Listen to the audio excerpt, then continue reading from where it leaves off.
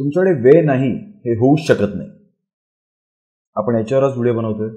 महाराष्ट्रातील मराठी उद्योजक आणि बिझनेस करण्याची इच्छा असणाऱ्या या सर्वांना स्नेहल कांबळेचा नमस्कार.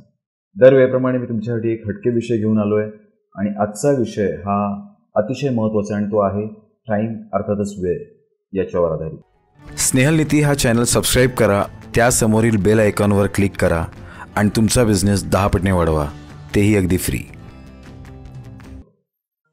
सो मित्रांनो, आपल्या सगळ्यांच्या जीवनामध्ये आपण ऑफिसमध्ये काम करत असू किंवा आपले सहकारी घरातील मंडळी कुठल्याही काम करायला सांगतात आणि आपण त्यांना म्हणतो की माझ्याकडे अजिबात वेळ नाही आणि हे काम मी नंतर करतो. मी तुम्हाला सांगू इच्छितो की तुमच्याकडे वेळ नाही असं होऊ शकत नाही. ते कसं, यासाठी हा पूर्ण व्हिडिओ मात्र नक्की पहा. जाणून घ्या आपल्याकडे ॲक्च्युली किती वेळ आहे आणि या व्हिडिओमधून टाईम मॅनेजमेंट आपण शिकायला पाहिजे आणि वेळेचा सदुपयोग करायला पाहिजे. तर तुम्हाला लक्षात येऊन तुमच्याकडे वेळ भरपूर आहे ॲक्च्युली. तर यासाठी आपण एका साध्या गणिताचा आधार घेऊयात आणि मॅथमॅटिकल कॅल्क्युलेशन्सने बघूया की आपल्याकडे खरोखर वेळ नाही आहे का, की वेळ आहे पण आपण वापर करत नाही.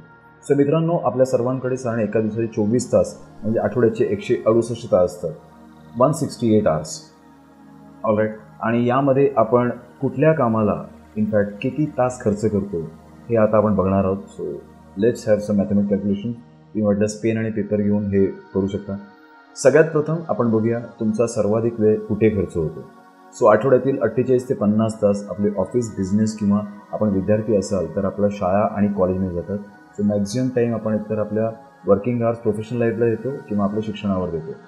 मॅक्झिमम लोक शहरात राहत असतील तर शहर म्हटलं की ट्रॅफिकची समस्या येतेच आणि तेव्हा दररोज ऑफिसला ये जा करण्यासाठी लागणारा जर का एव्हरेज टाईम बघितला तर 1.5 तास आणि आठवड्याचे 9 ते 10 तास आपले प्रवासात जातात. सो आपण बघतोय, थोडं कॅल्क्युलेशन करतोय. त्यानंतर आठवड्यातील 8 ते 9 तास हे आपण व्यायाम, चालणे किंवा इतर सगळ्या ॲक्टिव्हिटीमध्ये जातात समजू शकतो. सो बेसिकली हे कॅल्क्युलेशन तुम्ही ॲड करत जा.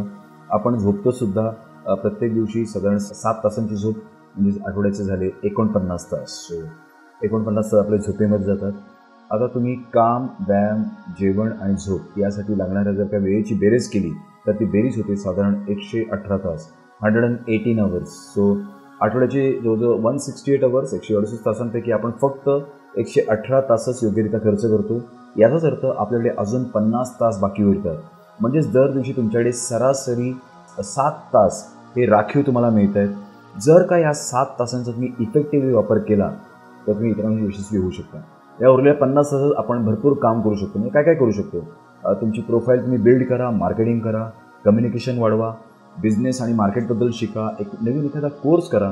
मित्रांनो, जीवनात यशस्वी होण्यासाठी हेच 50 तास तुमच्या आयुष्याला डिसाईड करणार आहेत.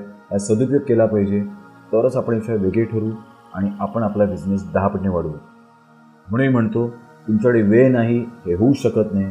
तुमच्याकडे वेळ आहे पण तुम्हाला याची कल्पना नाही आहे. सो आपल्याकडे भरपूर वेळ आहे आणि हा 50 तासांचा वेळ आपण वाया घालवू नका. त्याचा योग्य प्रकारे आपल्या भविष्यासाठी उपयोग करा. सो मी एकच म्हणेन, don't waste your own time, use it wisely. जर तुम्हाला ह्या 50 तासांचा इफेक्टिव्हली फायदा करून घ्यायचा असेल तर मला कमेंट बॉक्समध्ये टाका की तुम्ही ह्या 50 तासांचा कसा वापर करणार आहात. जास्तीत जास्त मराठी उद्योजकांना आणि विद्यार्थ्यांना खास करून हा व्हिडिओ शेअर करा. उद्योजकांनी सुद्धा व्हिडिओ बघून सांगा की पुढच्या येणाऱ्या आठवड्यामध्ये या 50 तासांचा तुम्ही कसा इफेक्टिव्हली वापर करणार आहात. जास्तीत जास्त मराठी उद्योजकांपर्यंत हे स्प्रेड करायला विसरू नका. स्नेहलनीती चॅनल सबस्क्राईब करा आणि हे व्हिडिओ बघत राहा. पुढच्या व्हिडिओमध्ये अमेझिंग स्टोरी घेऊन येणार आहे. तोपर्यंत तुमचा बिझनेस कोच स्नेहल कांबळे. जय हिंद, जय महाराष्ट्र.